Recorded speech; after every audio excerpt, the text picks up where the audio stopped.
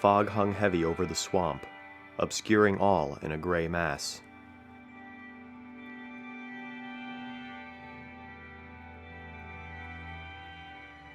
It was slowly carried away by a southerly wind, and visibility improved.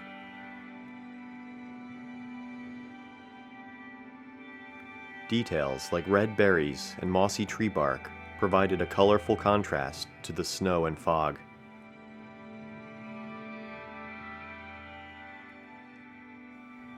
It was winter in Connecticut, and although the season had just begun, a change of scenery was already in order.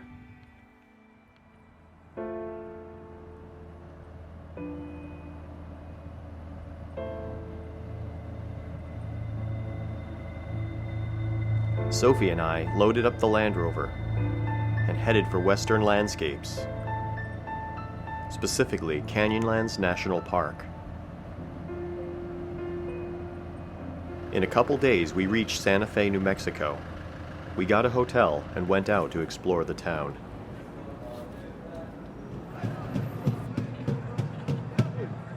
The plaza, built in the early 1600s, was now festooned in colorful Christmas lights.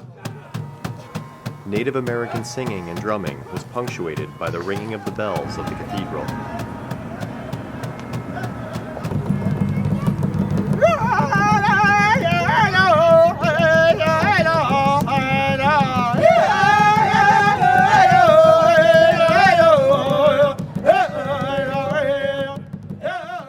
All this amounted to a surreal feeling as we wandered aimlessly down the side streets, trying to take it all in.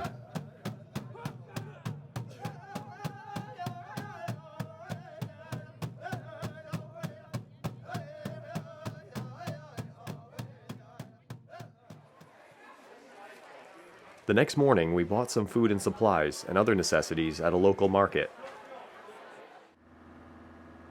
We then headed out into the foggy lowlands, and then up into the mountains and closer to our destination in Utah. At the end of the day, we pulled into Durango, Colorado. We got a room in the Strater Hotel. The town is notable for its narrow-gauge railroad, built to service the mines in the area, and still running strong to this day.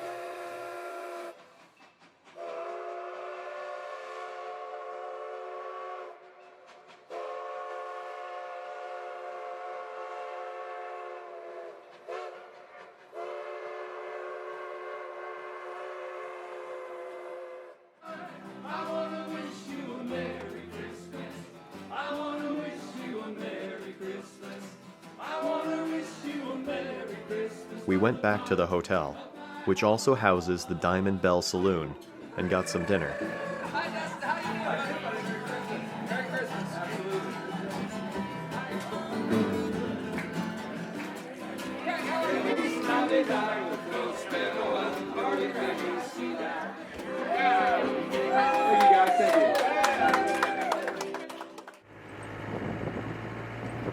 The next morning, the snow was coming down as we headed out of town and into the mountains. It was slow going, but the Land Rover made steady progress without so much as a slip of a tire. As we descended in elevation, the mountains gave way to grassy lowlands.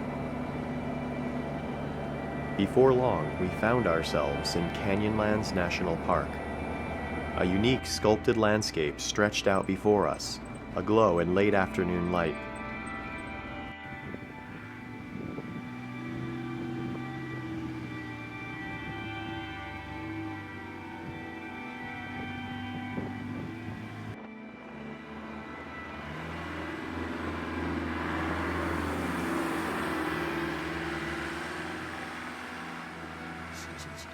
After a wrong turn or two, we finally made it to White Rim Road, and then to our campsite. It was only us and the mule deer out here on this cold December night. I couldn't help but wonder what tomorrow would hold.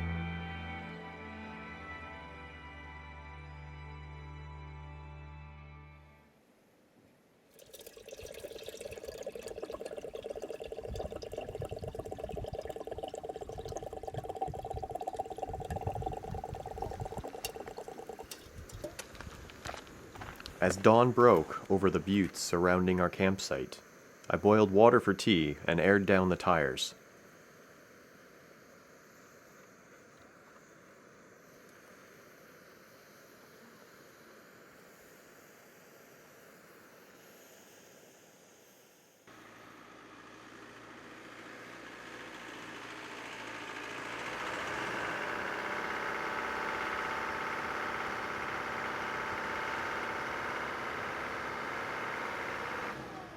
This is White Rim Road, an old uranium mining road that follows a canyon rim for over 70 miles, surrounded on all sides by spectacular scenery.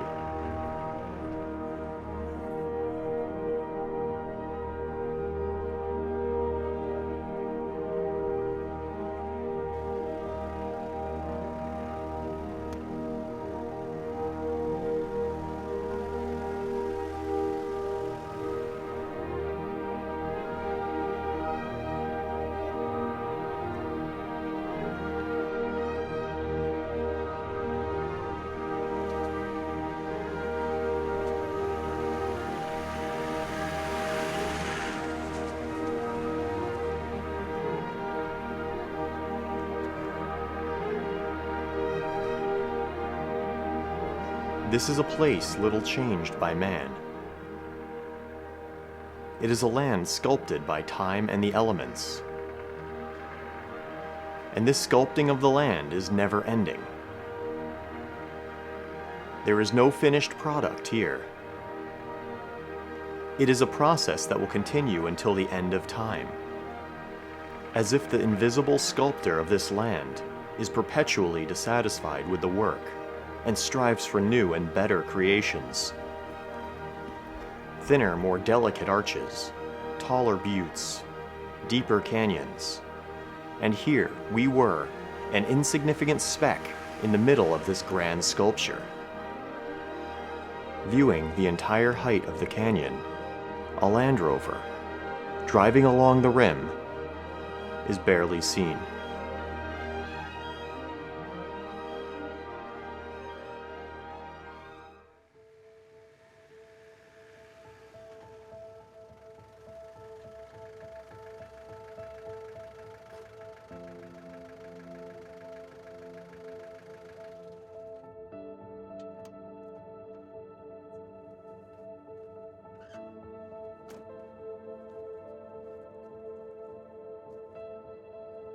The sun disappeared over the horizon as we made camp high above the canyon rim. Although it was about 50 degrees during the day, now the temperature plummeted.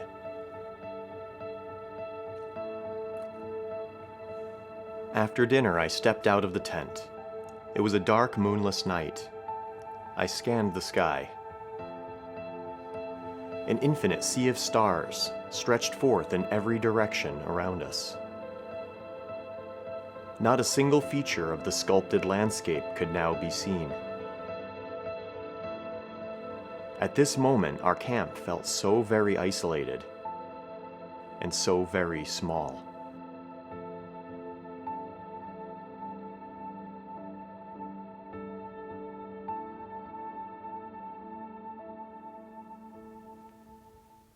Dawn finally arrived, and with it the much-anticipated warmth of the low winter sun. This night had been particularly cold, and both me and Sophie had a hard time staying warm in our military surplus sleeping bags.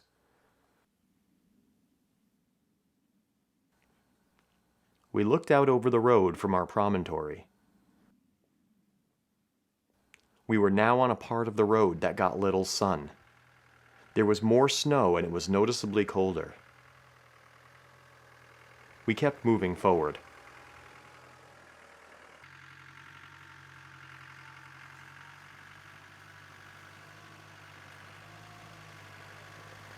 Like the previous day, we edged along canyons and wound our way among buttes. We paused for lunch and noticed a narrow slot canyon. This water-carved passage felt almost like a cave, but with a ceiling open to the sky. Its smooth, burnished walls highlighted the natural grain and color of the rock that give this region the nickname red rock country. It is amazing how many hidden places there are to explore here. I could spend a lifetime just exploring these water-carved canyons, mapping them, and documenting the unique features of each and every one.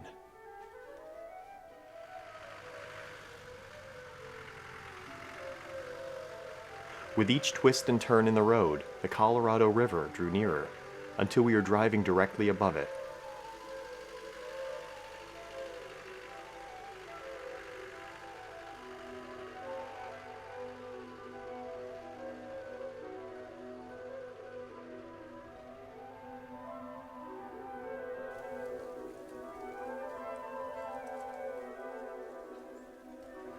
There were cottonwoods now, and much more vegetation than on the previous day.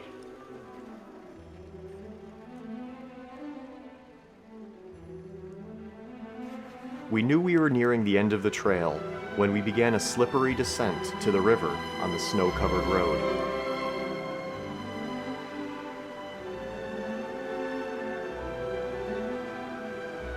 Finally, we made it to the banks of the Colorado and the end of the White Rim Road.